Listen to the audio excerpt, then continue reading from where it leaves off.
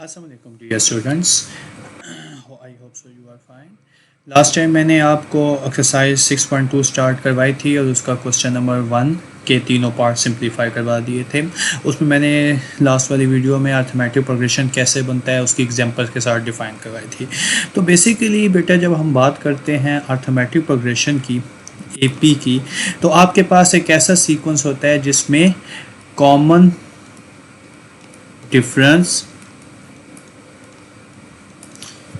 between the terms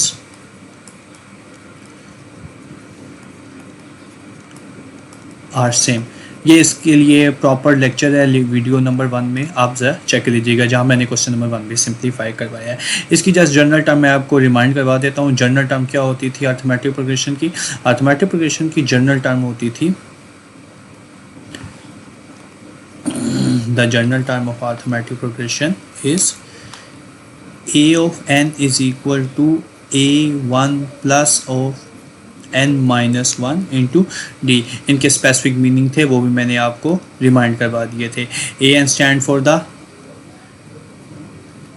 general term, a1 stand for the first term, n stand for the number of terms and D stand for the common difference। तो इस वक्त हम question number 2 से start करते हैं and question number 2 is very favourite for short as well as MCQ और वो examiners का बहुत फेवरेट क्वेश्चन बेटा बन सकता है। देखें क्वेश्चन नंबर 2 में वो क्या कहते हैं।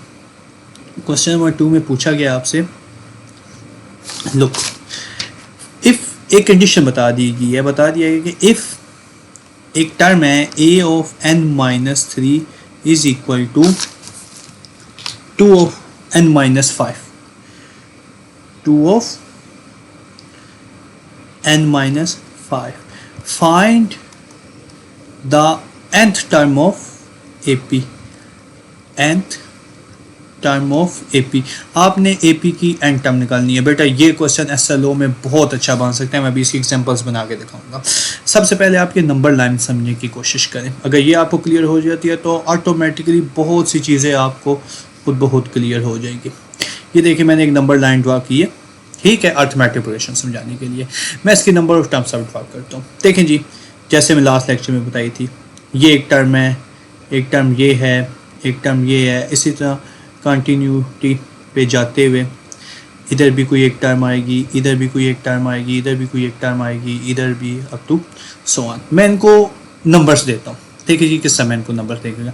देखिए जी जो सबसे पहले है वो फर्स्ट टर्म है, क्योंकि जो नेचुरल नंबर्स होते हैं वो 1 से स्टार्ट होते हैं। ये A1 टर्म है, ये वाली A2 टर्म है, ये वाली A3, इसी तरह A4, ये A4 होगी, ये A5 होगी up to so on.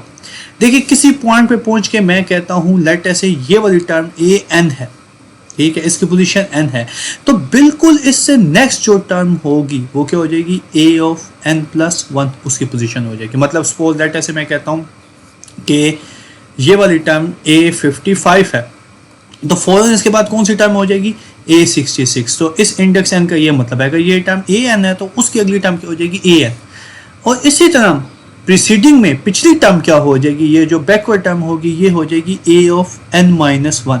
a of n minus 1 से बैकवर्ड टर्म क्या हो जाएगी, a of n minus 2। और a of n minus 2 से बैकवर्ड टर्म क्या हो जाएगी, जब यहाँ पे पहुंचेंगे तो टर्म हो जाएगी a of n minus 3 up to so on. इसी तरह आप बेशुमार टर्म्स बना सकते हैं। अब इस क्वेश्चन में बेटा गौर करने की ज़रूरत है कि हमें क्या बताया गया है। हमें बताया गया है, जो चीज़ बताई गई है वो बताई गई है गिवन डैट a ऑफ सब इंडेक्स n माइनस 3 की वैल्यू है 2n माइनस 5।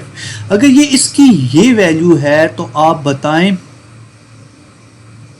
कि an फाइंड हमने क्या करना है, टू फाइंड an कि an की क्या वैल्यू होगी। लुक अगर मैं इस इक्वेशन 1 में, ये जो मेरी इक्वेशन 1 है, मैं कहता हूँ रिप्लेस, एक रिप्लेसमेंट करने जा रहा हूँ n by n plus 3 जहाँ जहाँ मेरे पास n लिखा हुआ है इस इक्वेशन में, वहाँ वहाँ मैं क्या लिख दूंगा n+3। तो देखिए उसका मुझे क्या फ़ायदा होगा, n+3, n की जगह मैंने क्या लिख दिया n+3, एक -3 पहले का मौजूद था तो राइट साइड पे भी रिप्लेसमेंट होगी, 2 × n+3 -5। तो देखें अब इसको सिंप्लीफाई करें तो ये बन गया आपके पास a of n+3 brackets open हुई -3 2n +6 -5, तो +3 -3 कैंसिल, तो an is equal to 2n+1। This is your answer. और ये क्वेश्चन 90% चांस है कि मल्टीपल चॉइस में ही आएगा, ऑप्शन दे दिए जाएंगे A B C D तो पूछ जाएंगे। अब ये तो बुक में स्ट्रेट फॉरवर्ड क्वेश्चन है। अब इसमें से सबसे मेन बात कि इसमें से SLO बनेगा और बहुत अच्छा SLO बन सकता है। देखिए मैं इसी क्वेश्चन से SLO बनाता हूँ, यही इक्वेशन लेता हूँ, गिवन यही है an-3। अगर वो इसी क्वेश्चन में वो कह देता आपसे फाइंड करने के लिए टू फाइंड an+5 फाइंड करके बताएं कि इस पोजीशन क्या होगी, मतलब ये an+1, ये an+2 पोजीशन होगी, ये an+3 पोजीशन होगी, ये an+4 पोजीशन होगी। और अगर लेट ऐसे यहाँ पे पहुँच के an+5 आ जाता है तो उसने ये बता के, पहले क्वेश्चन में जो बुक में बताया हुआ है ये बता के उसने ये पूछने की कोशिश की आपसे मैंने SLO बता के क्या पूछ लिया कि अगर वो ये पूछने की कोशिश करता है सॉरी an+5 तो फिर आप कैसे सिंप्लीफाई करेंगे। तो बेटा गौर से देखिएगा इसी क्वेश्चन में देखें n की जगह क्या रिप्लेस किया जाए कि आंसर n-c की जगह n+5 आ जाए। अगर SLO क्वेश्चन डिफाइन करो, if I replace n by n+8, जहाँ जहाँ n है वहाँ पे n+8 लिख दूँ, तो ये देखें जहाँ जहाँ पे 8 है वहाँ पे n+8 लिख दूँ तो 8 - c क्या हो जाएगा 5। चेक करके देख लें, ये मैं सिंप्लीफाई करता हूँ, a ऑफ ये n की जगह आ गई -3 वैसे ही, राइट साइड 2 × n की जगह वैसे ही -5। तो लुक जहाँ जहाँ n है वहाँ वहाँ पे मैं रख देता हूँ n+8 n+8। तो देखें जी 8 - 3 कितना हो जाएगा, a ऑफ n+5, ठीक है। और राइट साइड पे आंसर आ जाएगा 2n + 16 - 5, तो an+5 का आंसर आ जाएगा 2n + 11। बेटा इस तरह आप बेशुमार क्वेश्चन खुद से बना के SLO सॉल्व कर सकते हैं। इस तरह के क्वेश्चंस में SLO बहुत ज़्यादा वैलिड भी होता है और मीनिंगफुल भी होता है। So be careful that about that question, ये अच्छे क्वेश्चन हैं, ठीक है। सिमिलरली नेक्स्ट आ जाए, question number 3 is very simple. जैसे हमने पार्ट किया था, सेकंड पार्ट किया था क्वेश्चन नंबर 1 का, वैसे ही क्वेश्चन नंबर 3 है। मैं एक्सप्लेन करता हूँ, जरा चेक करें।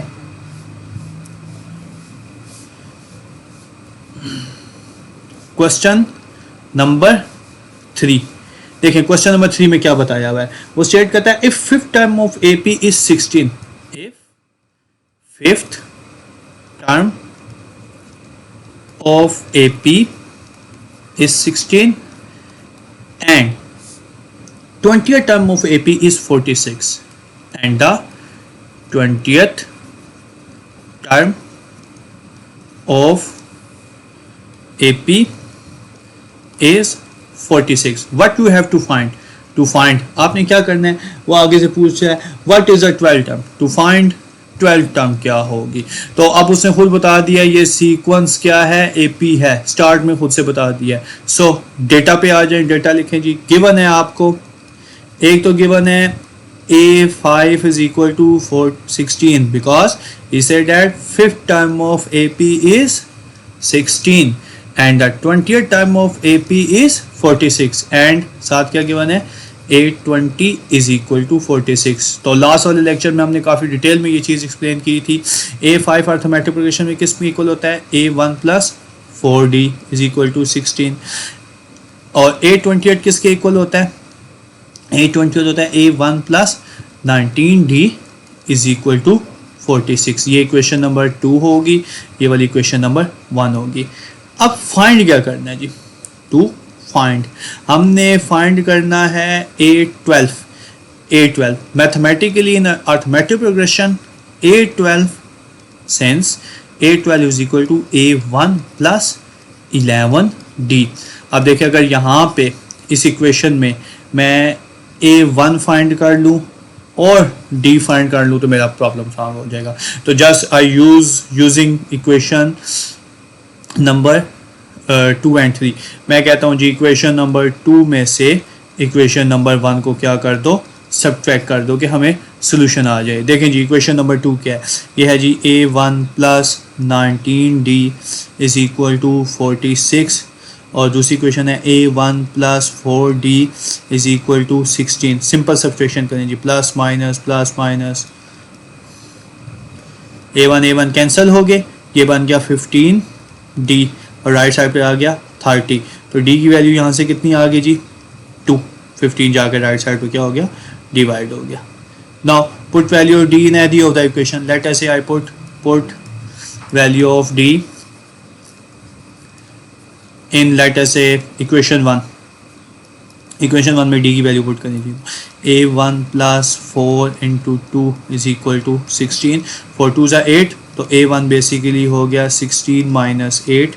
A1 की वैल्यू आ गई आपके पास 8. देखें A1 की वैल्यू भी आपके पास निकल चुकी है और आपके पास D की वैल्यू भी निकल चुकी है. अब आपने क्या करना है, ये जो A1 और D की वैल्यूज़ निकली है आपने इसको इक्वेशन नंबर 3 में पुट कर देना है. पुट वैल्यूज़ ऑफ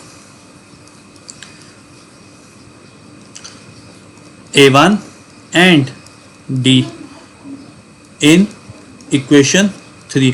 तो इक्वेशन 3 में आपने A12 फाइंड करना था. A12 is equal to A1 plus 11D. रखें जी वैल्यू, A1 की वैल्यू कितनी आ गई जी 8 प्लस 11 और D की वैल्यू कितनी आई 2. Simplify 8 plus 22 30. तो दिस इज योर आंसर. देखिए ये कितना एक सिंपल क्वेश्चन है. A12. अब इसमें ऐसा लोग कुछ भी बन सकता है. अगर लेट अस कह दे 58 टर्म्स की ये वैल्यू है, 20 की है, तो 2 इक्वेशंस होनी चाहिए. आपने जस्ट बेसिक 2 थिंग्स हैं जो आपने फाइंड करनी है, एक फर्स्ट टर्म और एक कॉमन डिफरेंस. तो आपका क्वेश्चन ऑटोमेटिकली क्या हो जाएगा, सॉल्व हो जाएगा. Now comes to question number 4. मैं क्वेश्चन नंबर 4 पे आ रहा हूँ. Question number 4. Question number 4 is just also you can say that's a multiple choice question. Sorry, question number 4. उसमें वो कहता है find the 30th term of the sequence. अब ये क्वेश्चन इसलिए अहमियत इख्तियार करिए कि सीक्वेंस कौन सा ये नहीं बताया जाएगा.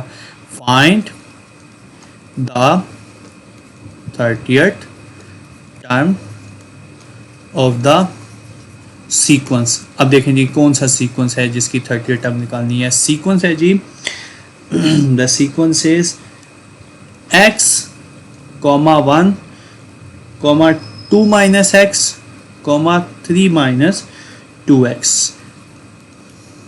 अब इसकी 13वीं टर्म निकालनी है. अब कैसे चेक किया जाए ये अर्थमेटिक है कि नहीं है. नाउ फर्स्ट टर्म इसकी बन गई है जी x, नजर भी आ रही है. सेकंड टर्म बन गया है इसकी 1. थर्ड टर्म बन गया है इसकी जी 2 माइनस एक्स. फोर्थ टर्म इसकी है जी 3 माइनस 2. अगर तो इनके दरमियान ये जो सीक्वेंस हैं इनके दरमियान जो कॉमन डिफरेंस है ये वो एक जैसा है तो ये क्या होगा, अर्थमेटिक. अब क्योंकि एक्सरसाइज 6.2 में क्वेश्चन गिवन है तो अर्थमेटिक प्रोग्रेशन का क्वेश्चन है. पेपर में कैसे पता चलेगा अर्थमेटिक प्रोग्रेशन क्या है, वहाँ पे तो नहीं लिखा होगा, वहाँ पे हम खुद से चेक करेंगे. आप लिखेंगे सिंस A2 माइनस A1 करें, क्या आंसर आ गया जी 1 माइनस एक्स आंसर आ गया. ठीक है. A3 माइनस A2 करें जी 2 माइनस एक्स माइनस 1. दोबारा से क्या आंसर आ गया 1 माइनस एक्स. इनफ है, 2 टर्म्स को चेक कर लें तो इनफ है. Common difference is same 1 minus x. लेकिन अपनी सहूलत के लिए कोई भी चेक करना चाहते हैं तो कर लें. A4 माइनस A3 भी करके देख लें. देखें जी 3 minus 2x minus into 2 minus x. तो ये हो गया जी 3 minus 2 1, 2x minus 2x plus 1 minus x. So आप लिख देंगे जी since the common difference between the terms are same, therefore given progression, ये जो क्वेश्चन में सीक्वेंस बताया हुआ है, progression is and arithmetic progression. अब सीक्वेंस और अर्थमेटिक प्रोग्रेशन में भी बहुत फ़र्क होता है, डिफरेंस होता है। ये कंसेप्ट है, ये ज़रा आप वीडियो नंबर 1 में जहाँ पे 6.2 स्टार्ट किया है वहाँ पे मैंने डिटेल से बताया हुआ है। तो हमने क्या निकालना है, अब देखें हमें पता चल गया इस क्वेश्चन में जी कि A1 की वैल्यू होगी है x होगी है, ठीक है, और कॉमन डिफरेंस जिसको d से डिनोट करते हैं A2 माइनस A1 या A3 माइनस A2, ये कितना हो चुका है 1 माइनस x हो चुका है। तो हमें यहाँ पे क्या फाइंड करके देना है, हमें फाइंड करके देना है to find A13। A13 arithmetic में किसके मतलब होता है A1 प्लस 12D। तो put values of A1 and D, simple values put करें, put value of A1 and D। जब हमने वैल्यूज पुट की तो A13 कितना हो गया, A1 हमारे पास वैल्यू आई थी 1 12 और D की वैल्यू कितनी आ गई है जी 1 minus x. Simplified 1 plus 12 minus 12x। तो A13 आपके पास बन गया जी 12 minus 11x। This is your 30th term answer. ये भी मल्टीपल चॉइस टाइप की क्वेश्चन है, बहुत रेयर चांस है शॉर्ट में आए। अगर शॉर्ट में आता है तो आपके लिए बहुत अच्छी बात है कि ऑलमोस्ट फ्री के मार्क्स है, सिंपल क्वेश्चन है। इसी तरह क्वेश्चन नंबर 5 देखें। Question number 5 and question number 3 is same. मैं क्वेश्चन नंबर 5 की स्टेटमेंट समझा देता हूँ, आप लोग खुद सॉल्व करेंगे। देखें जी क्वेश्चन नंबर 5 में क्या बताया हुआ है, वही जो हमने बेसिकली क्वेश्चन नंबर 3 में किया था। ये क्वेश्चन में कह रहा है find the 80th term of AP, find the 80th term of AP। ये आपने फाइंड करना है, मतलब A18 फाइंड करना है। जबकि गिवन डेटा क्या है, if the 6th term is 19 and the 9th term is 31, if 6th term is 19 and 9 term is, जो 9वीं टर्म है 9 टर्म इज 31। तो बिल्कुल सेम एज इट इज़। अगर मैं आपको बैकग्राउंड में लेके जाएं तो ये देखें क्वेश्चन नंबर 3 हमने ऐसे ही किया था, एज इट इज़ हमने करना है, कोई इसमें चेंज नहीं है। मैं फिर भी इसका आपको डेटा बना देता हूँ। देखें जी गिवन है आपको, सिंपल नज़र भी आ रहा है आपको कि A6 की वैल्यू है 19 और A9 की वैल्यू है 31। तो फाइंड क्या करना है आपने, इसमें फाइंड करना है A18। उसी तरह दो इक्वेशंस बनाएंगे। A6 का क्या मतलब है जी, A6 का मतलब है A1 plus 5D is equal to 19, एक इक्वेशन 1 कह देंगे। और A9 का क्या मतलब है, A1 plus 8D is equal to 31, इसको इक्वेशन 2 कह देंगे। दोनों इक्वेशन को सब्ट्रैक्ट करें, A1 डिलीट हो जाएगा, D की वैल्यू आ जाएगी, D की मदद से पुट करके किसी भी क्वेश्चन में A1 की वैल्यू निकाल ले। और फाइंड क्या करना है A18। A18 का क्या मतलब होता है A1 प्लस 17D। ये क्वेश्चन बेटा आपने खुद ट्राई करना है, ठीक है। आई होप सो आप ये कर लेंगे, और ये एक सिंपल सा क्वेश्चन है, इतना ज़्यादा ये मुश्किल नहीं है, ठीक है। Now comes to question number 6। Question number 6 पे आ जाए। ये MCQ के लिए एक अच्छा क्वेश्चन बन सकता है, इससे काफ़ी अच्छे MCQ बनते हैं। अभी तो बिगनिंग में है तो बहुत बेसिक आ रहे हैं। जब आप NET में जाएंगे सेकंड ईयर में तो यूनिवर्सिटी टेस्ट में इसमें बहुत कंसेप्चुअल क्वेश्चंस बनते हैं। कहता है which term of AP is -85। एक सीक्वेंस बताया हुआ है, विच टर्म ऑफ AP एक सीक्वेंस बता दिया गया, ठीक है। वो सीक्वेंस है बेसिकली 5 2 -1 डिसेंडिंग ऑर्डर में जा रही है। 5 है, फिर उसके बाद 2 आ रहा है, फिर उसके बाद -1 आ रहा है, फिर उसके बाद up to so on is -85। ये जनरल टर्म के फार्मूले के मुताबिक क्वेश्चन है। गौर से देखें तो कॉमन डिफरेंस बिल्कुल एक जैसा नज़र आ रहा है, इसलिए उसने वर्ड स्टार्ट में यूज़ कर दिया कि ये AP अर्थमेटिक प्रोग्रेशन है। कितने का कॉमन डिफरेंस आपको नज़र आ रहा है, -3 का कॉमन डिफरेंस है, ठीक है। डिक्रीज हो रही है। अगर हम ऐसे चेक करना शुरू करें तो बहुत मुश्किल है। देखें जी -1 -3 करें तो -4, फिर -4 -3 करें तो -7, तो फिर तो हम तकरीबन 10 मिनट लगते हैं करते नहीं क्वेश्चन, तब जाके क्वेश्चन होगा। और वैल्यू क्या बनानी है, -85।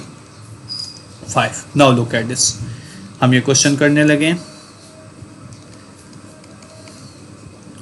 Given A1 is equal to 5 and a common difference A2 minus A1 is equal to 2 minus 5 is equal to minus 3. Which term is minus 85? मतलब उसकी पोजीशन क्या है? Either is 12th term, 20th term, 40th term, 50th term, इसके बारे में हमें नहीं पता, हमें ये फाइंड करना है. ठीक है, मैं कहता हूँ जी लेट करता हूँ खुद से, मैं कहता हूँ ये कोई nth टर्म है, माइनस 85 कोई nth टर्म है. तो a N sense general term में ए एन किसके इक्वल होता था? ये होता था A1 plus of n minus 1 into D के इक्वल होता है. तो रखें जरा ए एन की वैल्यू ये हो गया जी minus 85 is equal to A1 की वैल्यू कितनी होगी जी 5 प्लस n माइनस 1 और d की वैल्यू होगी माइनस 3. लेकिन स्टार्ट में मैंने जब आपको ये फार्मूला लगाया है तो बताया भी था, एक्सप्लेन भी किया था, ये जो n होता है ये क्या डिनोट करता है? ये डिनोट करता है नंबर ऑफ टर्म के, कौन सी टर्म है, नंबर ऑफ टर्म को ये डिनोट करता था. बिल्कुल लेक्चर के स्टार्ट में अगर मैं आपको ले जाऊँ तो देखिए मैंने आपको ये फार्मूला लिखवा दिया था, n stand for number of term. किस इसकी पोजीशन क्या बनती है? तो हम इसकी पोजीशन क्या कर देते हैं, फाइंड कर देते हैं. तो सिंप्लीफिकेशन करें, सिंपल देखें जी minus 85, so you just want to change the colour, minus 85 minus 5 जाके लेफ्ट साइड पे सब्ट्रैक्ट हो गया, minus 3n plus 3 minus 90 minus 3, अब 3 भी आगे सब्ट्रैक्ट हो गया, minus 3n. It become minus 93 is equal to minus 3n, या ये आसान लफ्ज़ों में बन गया n is equal to minus 93 by minus 3. तो n इज इक्वल टू 31. तो माइनस 85 हम लिखेंगे, minus 85 is the 31st term of AP 5 2 1 to so on. इस बात का ये बेसिकली मतलब है. Got it? Now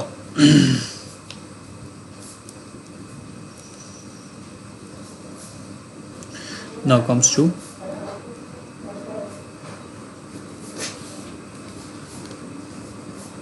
to question number 7. Question number 7, 8, 9 ये सारे के सारे मल्टीपल 9 10 मल्टीपल चॉइस क्वेश्चन है, बहुत इंपॉर्टेंट क्वेश्चन हैं. ठीक है, 7 में भी आपने यही करना है एज इट इज़. ये मैं आपको क्वेश्चन लिख के बताता हूँ, ये आपने खुद सॉल्व करना है, कोई इसमें चेंज नहीं है. देखें क्या है, वो कहता है which term of AP is 148. अब उसी तरह सिंप्लीफाई करना है, विच टर्म ऑफ AP एक अर्थमेटिक प्रोग्रेशन बता दिया, यही सेम एज इट इज़ जो हमने 6 में किया है.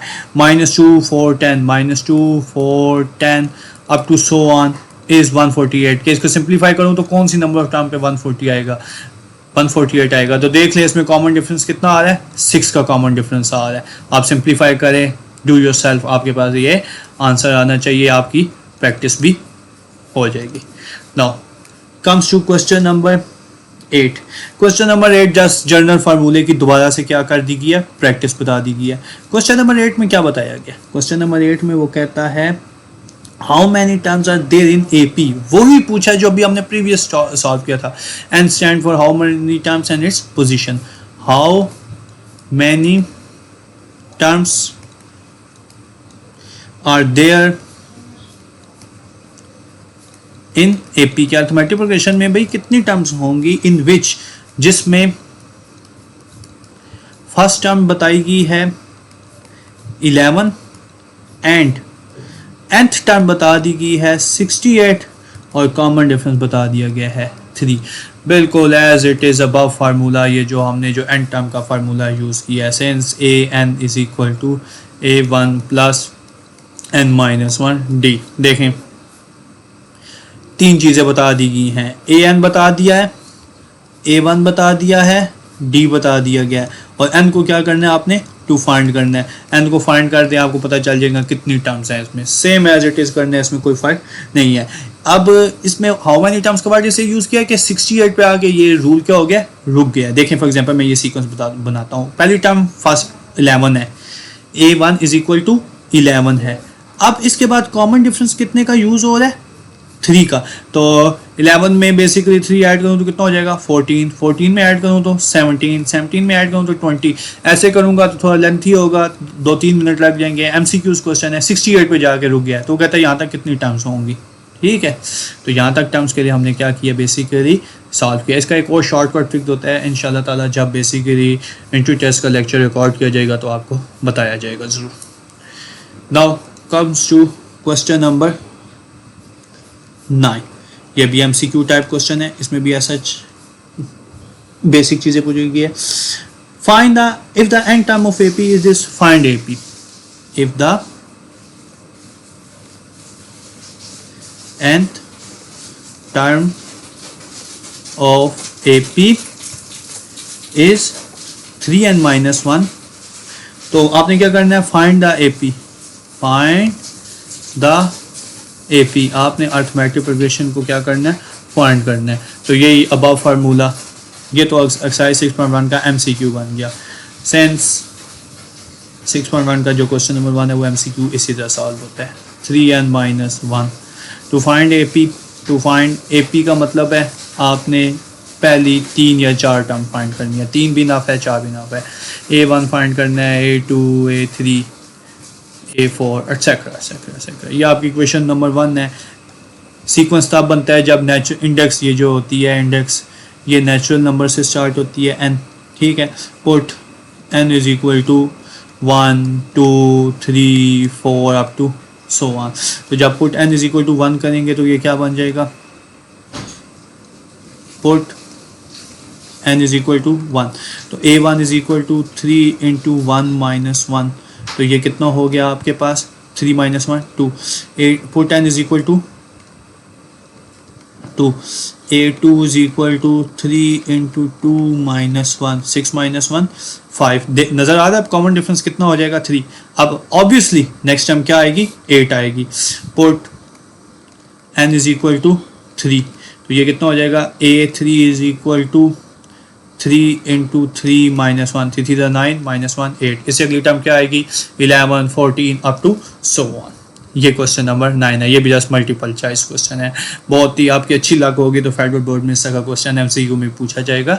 ऐसे लोग का ज़माना है तो क्वेश्चन थोड़ा कंसेप्चुअल आएगा, वो इंशाल्लाह फिर जब हम MCQ सॉल्व करेंगे तो उसमें डिस्कस करेंगे। इसी तरह क्वेश्चन नंबर 10 पे आ जाए।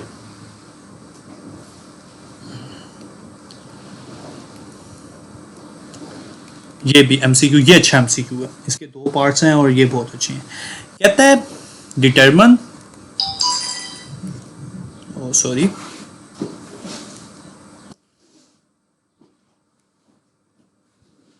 Determine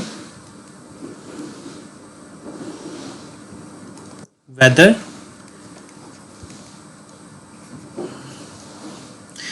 determine whether number 1 part में दिया हुआ है -19 एंड नंबर 2 पार्ट में दिया हुआ है 2। -19 and 2 are the terms of AP, are the terms of arithmetic progression AP 17, 30, 19 और नॉट, 17, 30, 19 और नॉट। कहता है क्या ये वाकई इसकी टर्म है कि नहीं है। देखो पहले तो हम MCQ के लिए ना थोड़ा शॉर्टकट करते हैं। 2 तो बहुत ही करीब है, थोड़ा जल्दी पता चल जाएगा। ठीक है, 17, 13 एंड 9 है बेटा, सॉरी ये थोड़ी सी करेक्शन कर ले, 17, 13 एंड 9 है। क्या ये इसकी टर्म्स हैं कि नहीं है। देखो 2 के लिए जो पार्ट नंबर 2 है, ये 2 के लिए जल्दी पड़ जाएगा। देखें इसमें डिसेंडिंग ऑर्डर में जा रहा है और कॉमन डिफरेंस कितना आ रहा है, कॉमन डिफरेंस आ रहा है -4 का। फिर 13 में से -4 करें तो 9। जब 9 में से करूँगा तो अंडरस्टूड बात है अगली टर्म क्या आएगी, 5। 5 में से करूँगा तो अगली टर्म क्या आएगी, 1। 1 में से -4 करूँगा तो -3 आएगी। इट मीन्स 2 इसकी टर्म नहीं है। लेकिन अगर फिर 3 में से -4 करूँगा तो ये हो जाएगा -7, फिर -11, फिर -15, -19। अब ये तो मैं आपको बेसिकली एक वर्बल सा तरीका बता रहा हूँ। देखो -19 होगी है, -19 है लेकिन 2 नहीं है, क्योंकि 1 के बाद डायरेक्ट क्या आ गया, 3 आ गया। अब इसको कैसे चेक करना है, ये तो बहुत नज़दीक था। अगर वो कह देता -1995 तो फिर तो बहुत डिफिकल्ट हो जाता था, ऐसे तो हम घंटा लगे रहेंगे तो नहीं हो सकेगा। ठीक है, इसका बेसिक मेथड देखें। अगर लेटर से मैं कहता हूँ, चेक करता हूँ कि 2 है कि नहीं, to check that 2 is the term of arithmetic progression. The arithmetic progression is 17, 13, 9 और नोट कि 2 इसकी टर्म है कि नहीं है। तो कैसे चेक करेंगे? मैं कहता हूँ जी है, मान लेता हूँ, और साथ क्या देता हूँ, let an is equal to 2। जो 2 है वो कोई nth टर्म है, मुझे नहीं पता कौन सी टर्म है। ठीक है, आल्सो साथ गिवन है जी a1 कितना हो गया जी, फर्स्ट टर्म होगी जी 17 and the common difference a2 minus a1, या आसान लफ्ज़ों में आप कहें तो 13 माइनस 17, सॉरी मैं इसको थोड़ा दोबारा लिख देता हूँ क्लियर करके, 13 माइनस 17 -4 है। तो since general term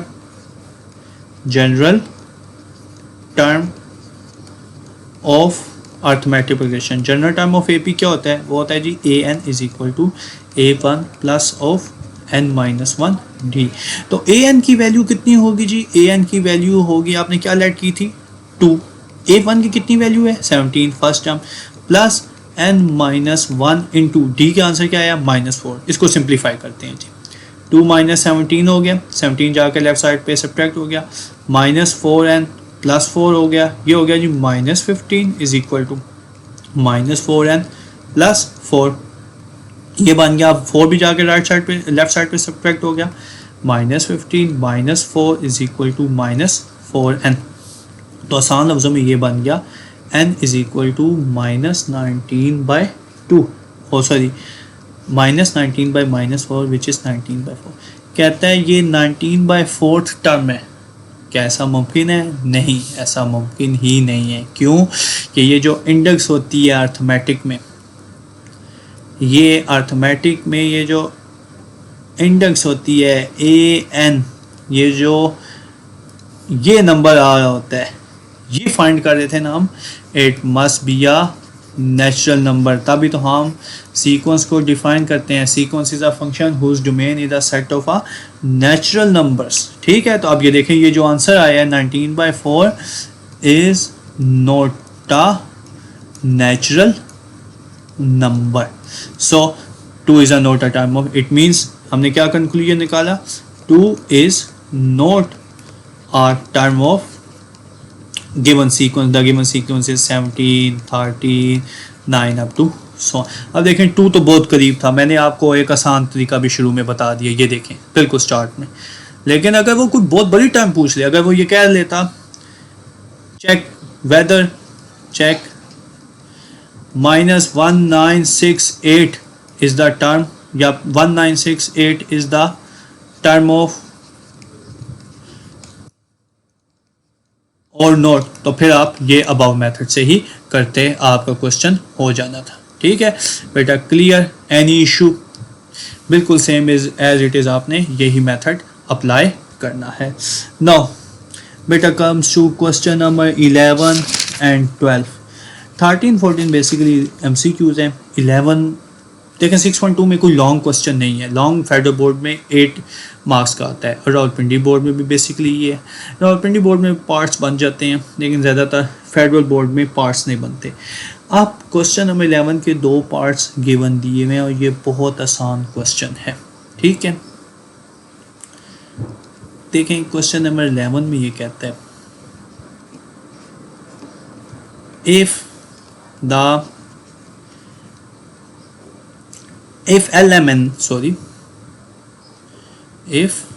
L, M, N are the pth, qth and rth term of an AP, किसी अर्थमेटिक प्रोग्रेशन की ये टर्म्स हैं, तो देन शो डैट, 2 पार्ट दिए हुए हैं, then show that these two parts जो आपको बुक में गिवन होंगे 1 एंड 2। 1 में बेसिकली बताया हुआ है L into Q minus R plus M into R minus P plus N into P minus Q is equal to 0। And the second part में P Q R पहले आ जाएंगे, अब ब्रैकेट से बाहर P into M minus N plus Q into N minus L plus R into L minus M. मैं आपको एक इसका आसान और यूनिक तरीका कराता हूँ कि हम सॉल्व करेंगे तो दोनों पार्ट ऑटोमेटिकली सॉल्व हो जाएंगे। इससे पहले मैं आपसे एक बेसिक बात पूछना चाहता हूँ। देखिए, अगर लेट ऐसे मैं लिखता हूँ, मैं कहता हूँ 29 is the fourth term of AP. ये मैंने एक सेंटेंस लिखा है, I just basically concept building के लिए। मैं कहता हूँ कि जो 29 है ये फोर्थ टर्म है एपी की। ये थोड़ा सा लाइट कलर में हो गया था। 29 अगर फोर्थ टर्म है एपी की तो मैथमेटिकली इस बात का क्या मतलब होगा, मैं कहूँगा A4 इज इक्वल टू 29, ये कहूँगा, ये बात मतलब होगी इसका। अब वो कहता है, अब देखिएगा क्वेश्चन की स्टेटमेंट को गौर से देखिए, वो कहता है L जो है वो पीएथ टर्म है एपी की, ठीक है। तो गिवन डेटा में मैं क्या कह सकता हूँ, गिवन में मैं कह सकता हूँ कि A P is equal to L है, ठीक है। साथ ही वो कहता है एम जो है, ये एम जो है, जो एम है वो क्यूथ टर्म है, a q is equal to m. और लास्ट पे जो एन जो है वो कौन सी टर्म है, आर्थ टर्म है।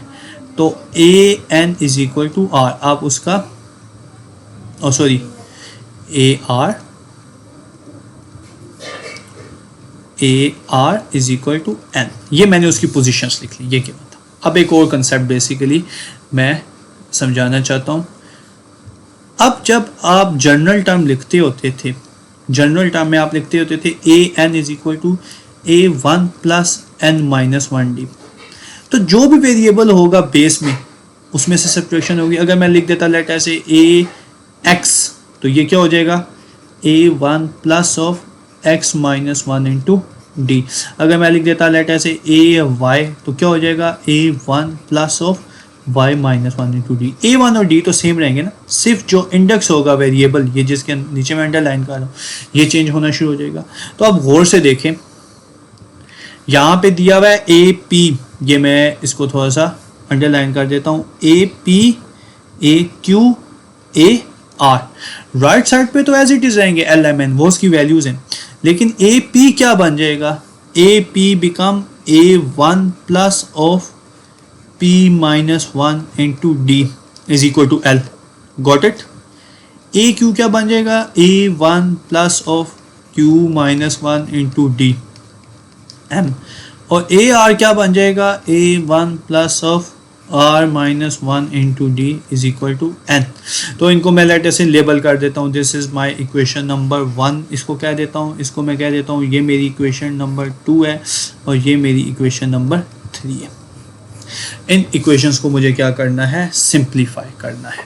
देखें, जो प्रूफ करना है पार्ट 1 और पार्ट 2 में, उसमें कोई A1 और D का जिक्र ही नहीं है दूर दूर तक, ना A1 मौजूद है ना ही वहाँ पे D मौजूद है, ठीक है।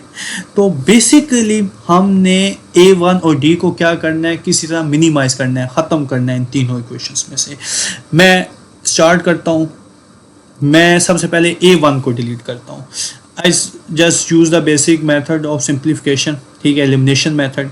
मैं कहता हूँ जी इक्वेशन नंबर 1 में से इक्वेशन नंबर 2 को माइनस कर दो। 3 इक्वेशन है, 3 से 2 बनाता हूँ। और इक्वेशन नंबर 2 में से क्या करो, इक्वेशन नंबर 3 को माइनस कर दो। चलें करके देखते हैं। लेकिन इक्वेशन नंबर 1 में से इक्वेशन नंबर 2 माइनस करने लगे हैं। इक्वेशन नंबर 1 क्या है जी, A1 plus of P minus 1 D is equal to L minus A1 plus of Q minus 1 D is equal to M। अब मैं इनको सब्ट्रैक्शन करने लगा हूँ, और से देखें जी, प्लस माइनस प्लस माइनस, तो ए वन कैंसिल हो गए। रिमेनिंग क्या रह गया हमारे पास, रह गया P minus one d minus Q minus one D और एल माइनस एम रह गया। डी को बेशक कॉमन लें या मल्टीप्लाई करें तो ये बन गया P d minus d minus q D plus D, तो डी डी से भी क्या हो गया, कैंसिल हो गया, एल माइनस एम। ओवरऑल ये बचा हमारे पास p d minus q d is equal to L minus m, या डी भी कॉमन ले लें चलें, p minus Q into d l minus m. ये हमारे पास एक इक्वेशन बन गई। अब देखें इसमें ए वन नहीं मौजूद है। ये क्या किया था मैंने, इक्वेशन वन में से इक्वेशन नंबर, इसको नाम दे दे इक्वेशन नंबर 4 का। अब मैं दूसरी इक्वेशन सॉल्व करने जा रहा हूं। अब इक्वेशन 2 में से इक्वेशन 3 माइनस करता हूँ। ये देखें जी इक्वेशन 2 पर लिखी हुई है। इक्वेशन 2 है जी a1 plus of q minus one D is equal to m और a1 plus of r minus one D is equal to n। अब मैं यहाँ पे सब्ट्रैक्शन करने लगा हूँ, सेम एज इट इज, इस पे plus minus plus minus plus minus, a one दोबारा से कैंसिल, क्या हो गया जी, q minus one d minus r minus one D is equal to m minus n. उसी तरह सिंप्लीफाई करें, q d minus d minus r d plus d is equal to m minus N, तो d d से भी क्या हो गया, cancel हो गया। तो क्या बना जी, q d minus r d is equal to m minus n, q minus r d is equal to m minus n. ये आपके पास बन गई है, अल्लाह भला करे, इक्वेशन नंबर 5। अब देखें इक्वेशन 4 और 5 दोनों में ना मेरे पास a1 के नाम की कोई चीज़ ही नहीं है, ठीक है। अब मुझे d को किसी तरह एलिमिनेट करना है, तो d को कैसे एलिमिनेट किया जाए, डिवाइड ना कर दिया जाए दोनों इक्वेशंस को कि हमें आसानी हो जाए। इक्वेशन नंबर 4 को डिवाइड करते हैं इक्वेशन नंबर 5 पे, तो अंडरस्टूड बात है। ये इक्वेशंस हैं, तो लेफ्ट साइड से डिवाइड होगी, राइट साइड से डिवाइड होगी। p minus Q into D divided by q minus R into T is equal to L minus M और m माइनस एन। तो अंडरस्टूड बात है, d तो d से कैंसिल हो गया। क्रॉस मल्टीप्लाई करें सिंपल, p माइनस क्यू को मल्टीप्लाई करें जी m माइनस एन से, और l माइनस एम को मल्टीप्लाई करें जी q माइनस आर से। ये हो गया जी P M minus P N minus Q M plus Q N, L Q minus L R minus M Q plus M R, ठीक है। अब जितनी भी ये बेसिकली आपके पास ये सिस्टम बन रहा है, सारे सिस्टम को ना राइट साइड पे जीरो करें, सारी वैल्यूज़ को लेफ्ट साइड पे ले आए। P M minus P N minus Q M plus Q N minus L Q plus L R plus M Q minus M R is equal to zero. कोई cancellation होती है तो उसको बिला झिझक क्या कर दें, कैंसिल कर दें। देखें जी क्या चीज़ है जो इस वक्त हमारे पास कैंसिल हो सकती है, क्यू एम एम आर है बेसिकली। ये यहाँ पे हमारे पास जो कैंसल टर्म हो सकती है वो है जी, हाँ जी, m q and q m. ये देखें जी थर्ड टर्म क्यू एम और एम क्यू, ये दोनों तो कैंसिल हो गए। रिमेनिंग आपके पास क्या बच गया, रिमेनिंग बच गया जी P M, sorry, P M minus P N plus Q N minus L Q plus L R minus M Q is equal to zero. इसको नाम दे दें लेट अस से इक्वेशन नंबर ए, कोई जनरल इक्वेशन का नाम दे दिया। अब depend करता है कौन सा पार्ट आपने प्रूव करना है, पार्ट नंबर 1 प्रूव करना है या पार्ट नंबर 2 प्रूव करना है। अगर पार्ट नंबर 1 प्रूव करना है, ठीक है, तो आपने क्या कॉमन लेना है, एल एम और एन। और अगर पार्ट नंबर 2 प्रूव करना है तो आपने क्या कॉमन लेना है, पी क्यू और आर। देखें जी मैं यहाँ पे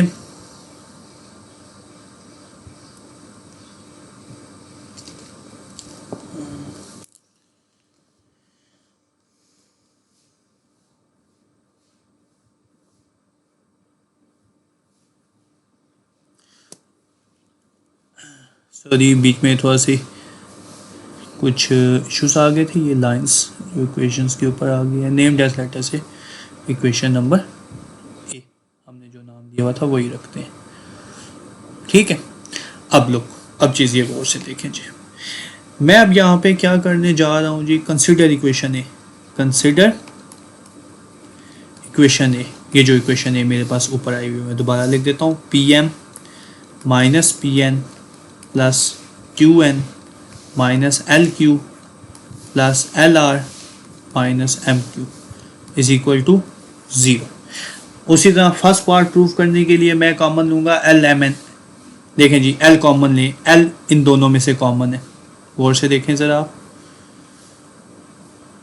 एल इन दोनों में कॉमन है। एल कॉमन लिया तो क्या हो जाएगा, ये बन जाएगा आर माइनस क्यू।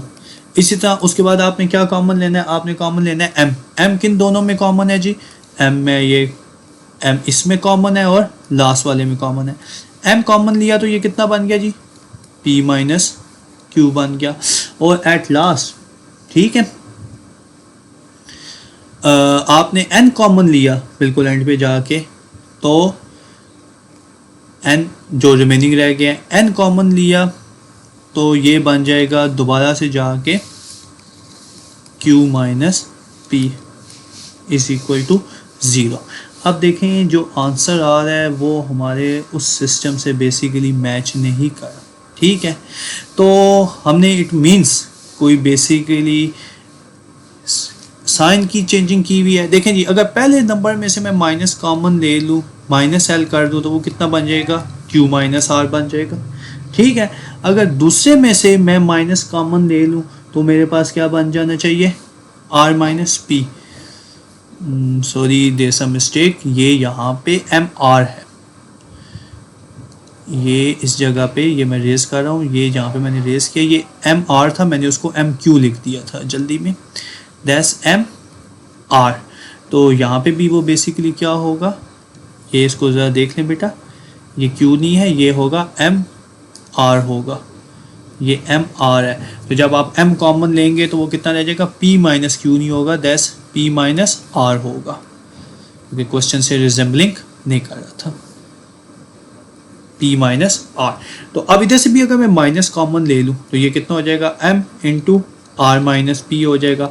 और अगर लास्ट वाले से भी माइनस कॉमन ले लूँ तो कितना हो जाएगा, पी माइनस क्यू। अब ओवरऑल इस इक्वेशन में मेरे पास क्या चीज़ है जो कॉमन आ रही है, वो आ रहा है माइनस कॉमन आ रहा है। अगर ओवरऑल मैं माइनस कॉमन ले लेता हूँ सबसे माइनस, तो ये हो जाएगा L into Q minus R plus M into R minus P plus N into P minus Q. तो नेगेटिव अंडरस्टूड बात है, उधर जाकर ख़त्म हो जाएगा, तो आपका प्रूव है। अगर आपने पार्ट 2 प्रूव करना हुआ तो फिर तो सिंपल है, आपने पी क्यू आर कॉमन लेना है, वो तो सेम है। ये बेसिकली हमने प्रूव कर दिया है पार्ट नंबर 1। अगर पार्ट नंबर 2 प्रूव करना हुआ तो फिर आप क्या करेंगे, कंसिडर उसी तरह इक्वेशन ए, वो क्या है जी, P M minus P N plus Q N minus L Q plus L R minus M R is equal to 0। तो देखें जी, अब उसमें पार्ट में क्या कॉमन लेना है, पी क्यू आर आपने क्या लेना है, कॉमन लेना है। पी कॉमन ले तो कितना हो जाएगा जी, m minus n. Q common ले तो कितना हो जाएगा जी, n minus L. R common ले तो कितना हो जाएगा जी, एल माइनस एम। यही आपने क्या करना है, प्रूव करना है। ये तो देखें 2 स्टेप्स में हो गया, हैंस प्रूफ। ये आपका ओवरऑल प्रूफ था जो हमने किया था। तो जस्ट हमारे लास्ट 2 क्वेश्चंस रह गए हैं, जल्दी से इनको वाइंड अप करते हैं। Question number 12 is very important for short बेटा। क्वेश्चन नंबर 12 को आप किसी कीमत पे भी नहीं छोड़ सकते हैं, इससे बहुत अच्छा क्वेश्चन बनेगा। देखें, इस पे जस्ट लिख दिया गया है क्वेश्चन नंबर 12 पे, इसे डैट क्वेश्चन नंबर 12 वो कह रहा है find the N term of a sequence, find the nth term of the sequence. क्या आप इस सीक्वेंस की क्या करें, कोई nth टर्म बताएं। सीक्वेंस क्या बताया हुआ है, सीक्वेंस की बेसिकली प्रोग्रेशन बहुत इंटरेस्टिंग है। 4/3 का होल स्क्वायर कॉमा 7/3 का होल स्क्वायर कॉमा 10/3 का होल स्क्वायर। अब पेपर में नहीं लिखा हो, जैसे क्वेश्चन में भी नहीं लिखा हो, पेपर में आपने खुद जज करना है कौन सा सीक्वेंस है, अर्थमेटिक है, ज्योमेट्रिक है, हार्मोनिक है, वो हम इंशाल्लाह स्टडी करेंगे। अब ये हम कैसे पता करेंगे ये कौन सा सीक्वेंस है, हमने इसको कैसे सिंप्लीफाई करना है। देखें, एक तो जेन में आता है कि हम इसका स्क्वायर ओपन करते हैं। देखें, स्क्वायर ओपन करें तो ये हो गया जी 16/9, 49/9, 100/9। कोई बेसिकली बात समझ नहीं आ रही, ना ही कॉमन डिफरेंस में बात समझ आ रही है।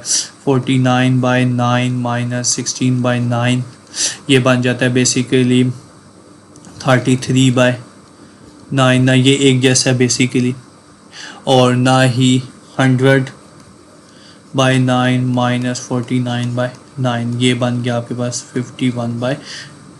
ये कॉमन डिफरेंस सेम नहीं है, इट मीन्स कोई गड़बड़ है। अब आपने खुद से जज करना है। जब भी इस तरह का क्वेश्चन आए तो आप देखिए सिमिलैरिटी टर्म्स क्या आ रही है। सिमिलैरिटी टर्म्स आ रही है कि हर डिनोमिनेटर के नीचे 3 है और हर बेसिकली टर्म में पावर में ऊपर क्या आ रहा है, 2 आ रहा है।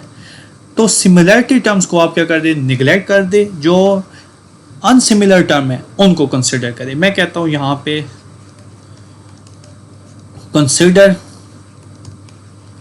The sequence. मैं सीक्वेंस कंसिडर करने जा रहा हूं जी 4, 7, 10 अप टू सो ऑन। मैंने ये सीक्वेंस कंसिडर किया खुद से। इसमें फर्स्ट टर्म बनती है 4, कॉमन डिफरेंस 7 माइनस 4 बनता है 3। ठीक है, आप चेक करके देख लें। Also d is equal to common difference 10 minus 7 भी क्या बनता है, 3 ही बनता है। कॉमन डिफरेंस 3 का नजर आ गया। सो द प्रोग्रेशन, ये जो प्रोग्रेशन है 4, 7, 10 up to so on in AP, ये अर्थमेटिक प्रोग्रेशन में। अगर अर्थमेटिक में है तो आप जर्नल टर्म यूज करें। So an is equal to a1 plus of n minus 1 into D. तो an is equal to a1 हो गया 4 प्लस n माइनस 1 इंटू 3।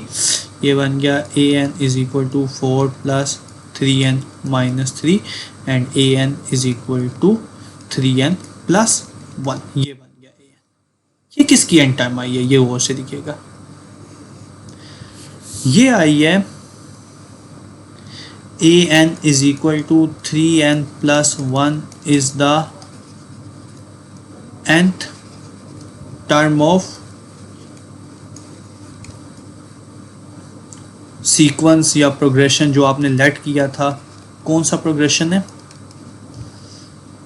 4, 7, 10 अब अगर ये इसकी एन टर्म है तो व्हाट डू यू थिंक, आप जज करें जरा ऊपर वाले क्वेश्चन से। आपने अनसिमिलर टर्म 4, 7, 10 को क्या कर लिया, निकाल लिया। तो इस बात का क्या मतलब हुआ, so it implies the nth term of 4/3 whole square comma 7/3 whole square comma 10/3 whole square comma is, उसकी एन टर्म क्या होगी, वो होगी जी an is equal to 3n plus 1/3। वो भी एन टर्म भी 3 से डिवाइड हो रही होगी और उसका भी क्या हो रहा होगा, स्क्वायर होगा।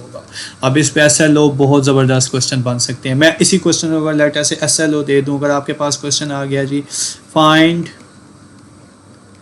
द nth टर्म ऑफ, मैं सीक्वेंस देखें क्या लिखने लगा हूँ, 3/7, 3/10,